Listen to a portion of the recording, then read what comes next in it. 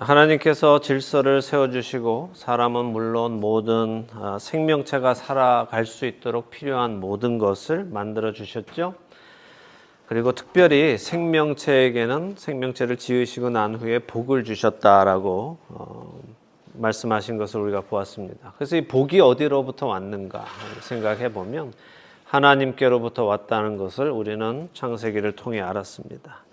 하나님이 모든 것을 주셨습니다. 하나님이 모든 것을 준비해 주셨습니다. 그 안에서 창조된 목적, 그 목적을 이루며 사는 것이 복인 것을 우리는 창세기 1장을 보며 배웠습니다. 선하신 하나님께서 지으신 그 목적이 선한 것이고 좋은 것이고 최고의 것이고 가장 기쁜 것이고 가장 아름다운 것이고 가장 만족할 만한 것입니다. 이 안에서 사랑의 하나님과 교제를 누리며 살아가는 것, 그것이 참된 복이며 그것이 하나님께서 우리에게 주기를 원하시는 것입니다. 그런데 우리 하나님은 참 놀라우신 분이에요. 이 모든 힘과 능력과 특별히 권세를 가지고 계신 분이심에도 불구하고 하나님은 피조물에게 결코 강요하지 않으신다는 거예요. 그분께 피조물을 향한 모든 권리가 있으심에도 불구하고 하나님께서는 내가 만들었으니까 내 맘대로 할 거야 라고 하지 않으신다는 거예요. 사랑의 하나님은 우리와 참 사랑의 관계에 들어가기를 원하십니다.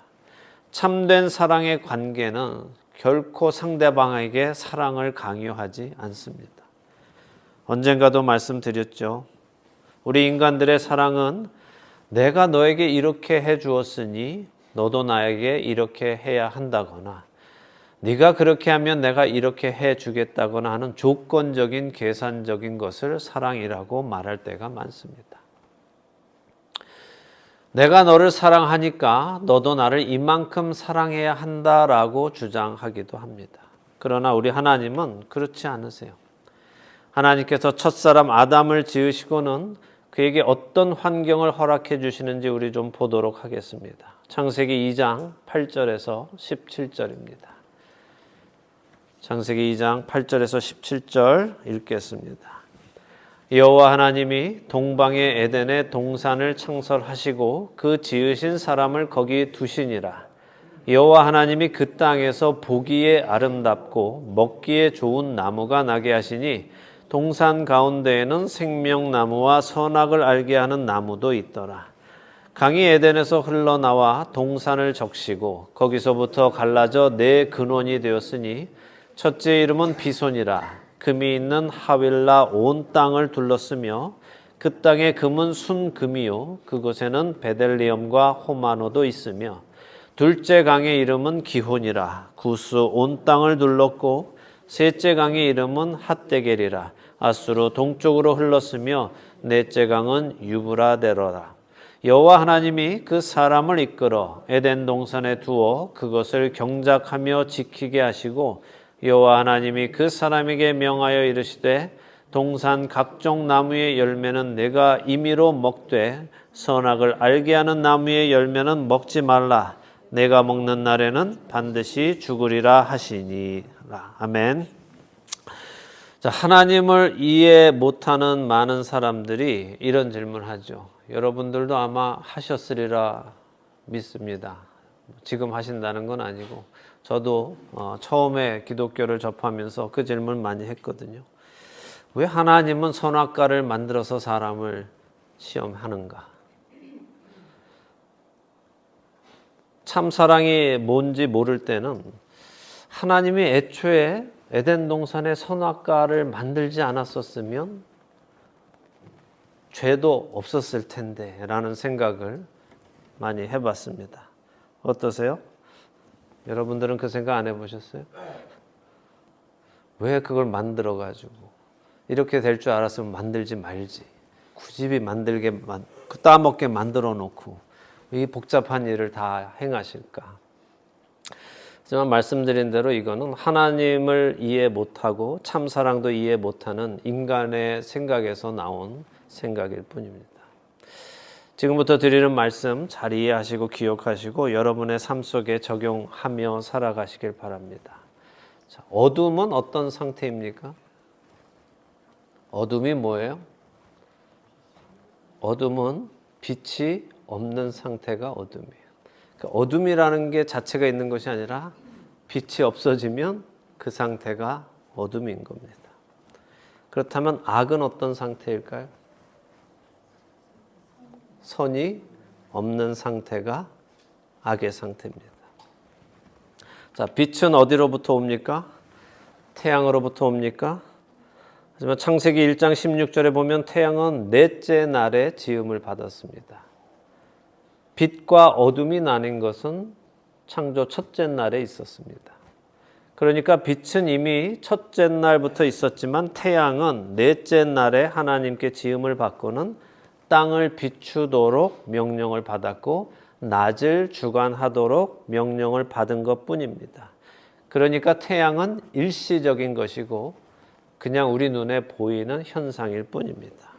그래서 하나님께서는 사람들로 그 태양을 볼 때에 그 태양을 지으신 분이 있음을 알게 하시고 참 빛이신 분이 계심을 알게 하기 원한 하나님의 방법이 태양입니다.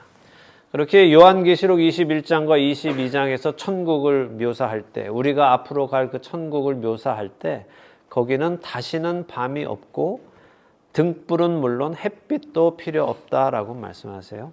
왜냐하면 하나님께서 또 어린 양께서 그들을 비치시기 때문이다라고 하시죠. 그래서 빛은 어디에서 온다? 하나님께로부터 온다. 빛은 하나님이시다는 거예요. 선 역시, 착한 것 역시, 좋은 것 역시 그 근원은 어디에서 온다? 하나님으로부터 온다는 겁니다. 사람들은 오해해서 하나님이 선과 악을 만드셨다라고 생각해요. 여러분도 그렇게 생각하세요? 선과 악을 만드셨어요? 그래서 그런 질문을 많이 합니다. 어떻게 선하신 하나님이 악을 만드실 수 있느냐라고 물어보죠. 근데 그것은 잘못된 생각이에요. 하나님이 악을 만드신 것이 아니라 하나님이 계시지 않는 상태가 악인 것이에요. 이해가 되시죠? 빛이 없으면 어둠인 것처럼 선이 없으면 악인 것입니다. 하나님이 계시지 않으면 그 상태가 악함입니다. 이 개념을 잘 가지고 이제 다시 본문으로 들어가 보겠습니다. 하나님께서 사람을 지으셔서 어디로 인도하셨습니까? 에덴의 동산을 창설하셨다라고 하셨죠. 그곳에 두셨다라고 합니다. 에덴의 의미는 뭡니까? 히브리어로 에덴은 기쁨을 의미합니다. 행복을 의미하고 기쁨을 의미합니다. 그러니까 하나님께서 사람을 창조하시고는 그 사람을 어디에 넣으셨어요? 기쁨이 넘치는 행복한 곳에 놓으셨다는 거예요. 그 기쁨이 넘치는 동산을 한번 보세요. 그곳에는 보기에 아름답고 먹기에 좋은 나무가 있습니다. 또한 강물이 흘러서 나와서 동산을 적십니다. 물이 풍부해요. 또한 그곳에는 순금과 베델리엄이라는 보석과 호마노라는 보석들이 있습니다.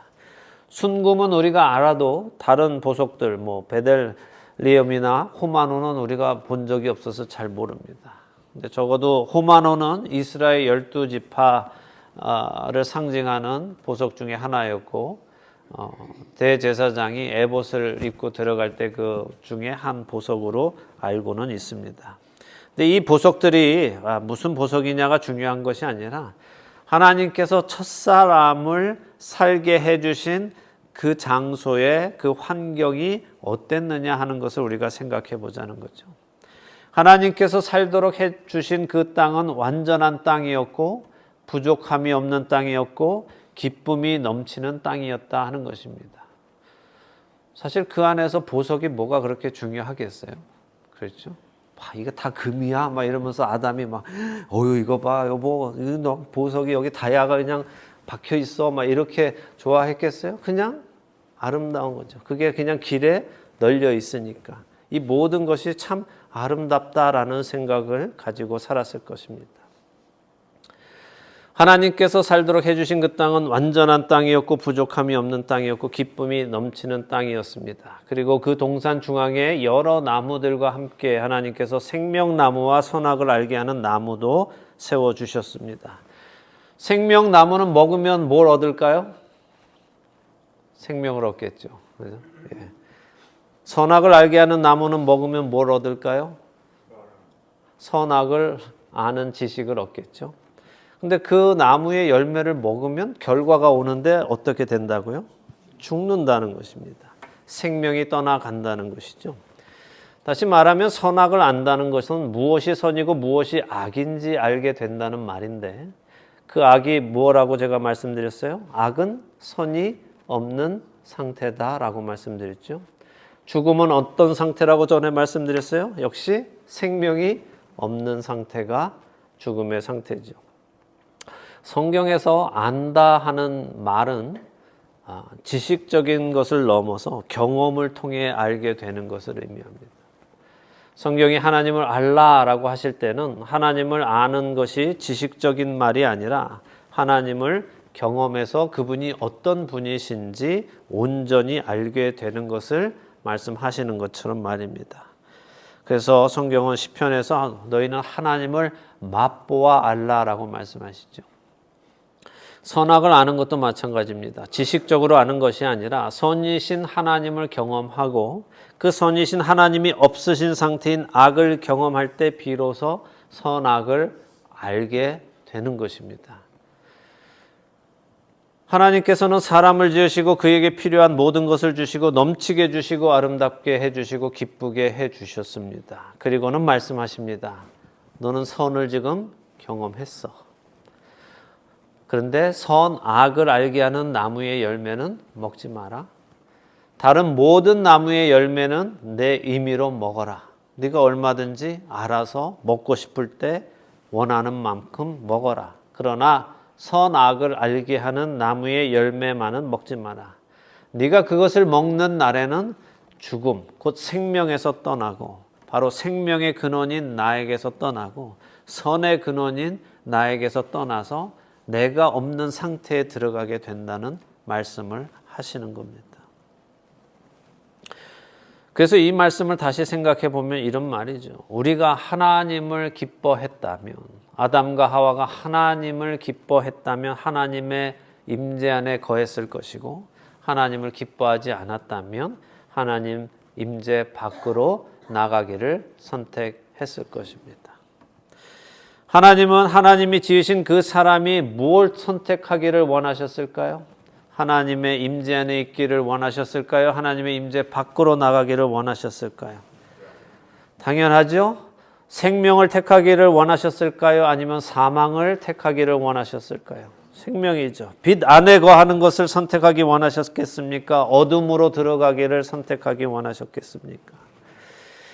하나님께서 에덴 동산 중앙에 생명나무와 사망의 나무를 놓으신 이유는 사람을 시험하시고자 하시는 것이 아니라 이미 모든 좋은 것을 보여주시고 맛보게 하신 후에 선택권을 사람에게 주시는 거예요. 하나님은 이처럼 인격적인 분이십니다. 강요하지 않으세요.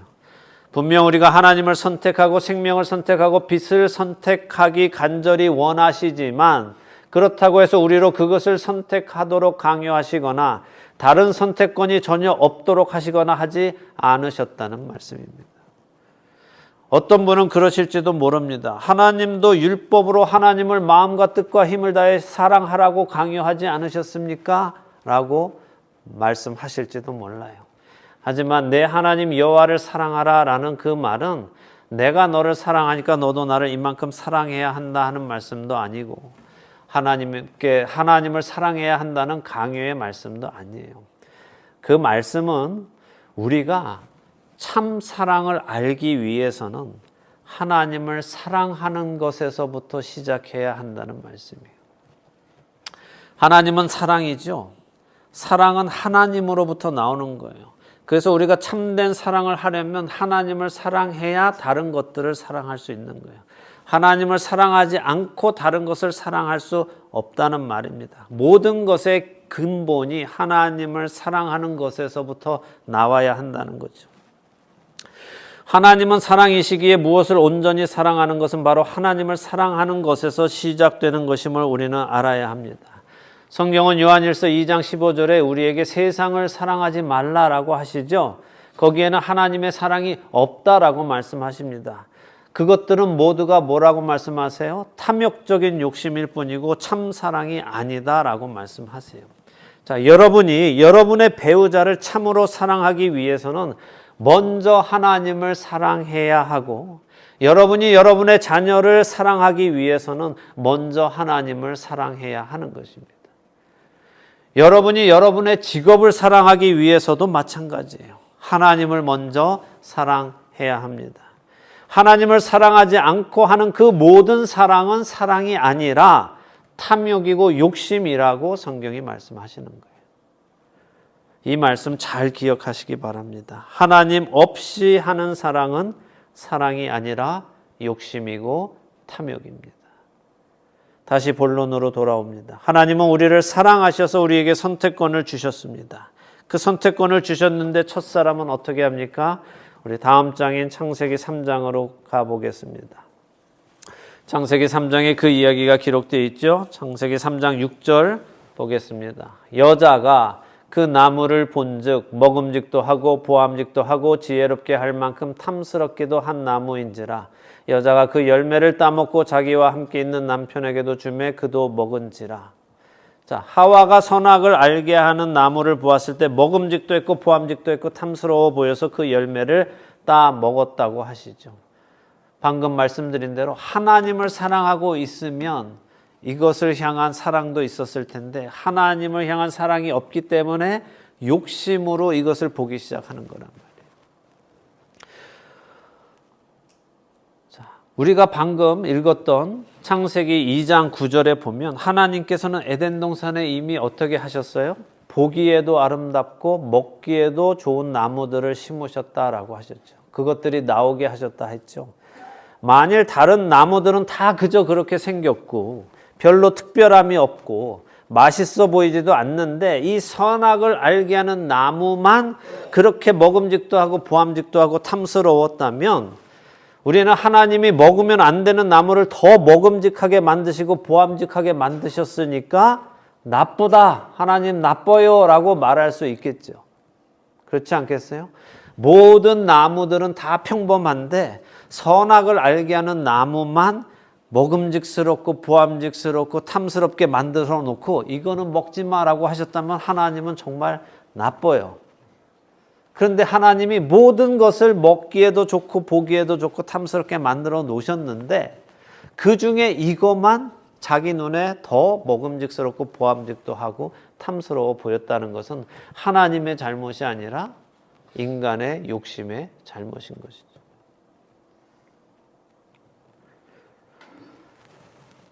하나님은 에덴 동산의 모든 나무를 먹음직하고 보암직도 하고 탐스럽게 만드셨습니다. 자, 그렇다면 아담과 하와는 왜 이것을 따먹었습니까? 왜 하나님께서 먹지 말라고 하신 그 나무의 열매를 따먹었습니까? 방금 말씀드린 대로 모든 것이 다 먹음직도 하고 보암직도 하고 탐스러웠다면 왜 다른 것들을 놔두고 굳이 그것을 따먹었습니까? 아담과 하와가 며칠 굶었습니까? 며칠 굶어서 눈이 뒤집혀서 먹을 것이 선악을 알게 하는 나무의 열매밖에는 없어서 그것을 따먹었습니까? 그렇지 않죠? 아니면 매일 다른 열매만 따먹다 보니 이 열매는 맛이 이제 질려서 이거는 맛이 어떨까 그렇게 궁금해져서 따먹었습니까? 아니면 뱀이 나타나서 이거 안 따먹으면 죽여버리겠다고 협박을 해서 따먹었습니까? 그 어느 것도 아니란 말입니다. 그들이 이 금지된 열매를 따먹은 이유는 창세기 3장 5절에 뱀이 말해준 것이 바로 이유입니다. 3장 5절에 그 이유가 뭡니까? 너희가 그것을 먹는 날에는 너희 눈이 밝아져 하나님과 같이 되어 선악을 알 줄 하나님이 아심이니이다. 어떻게 된다고요? 눈이 밝아져서 하나님과 같이 되어서 선악을 알게 된다는 것입니다.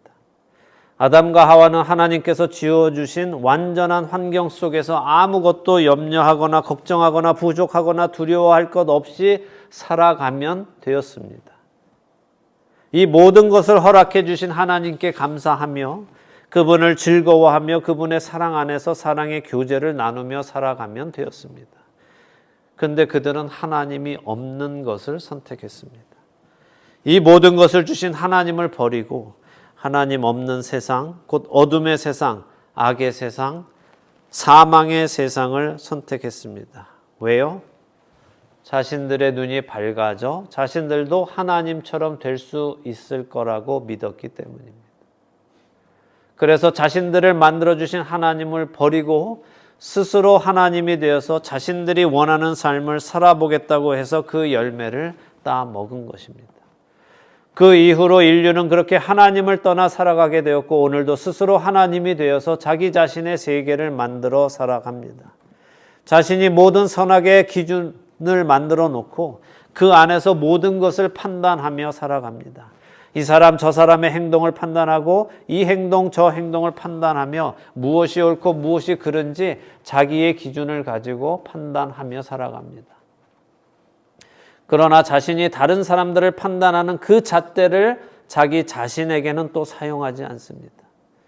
자기 자신에게는 그렇게 관대하기 짝이 없습니다.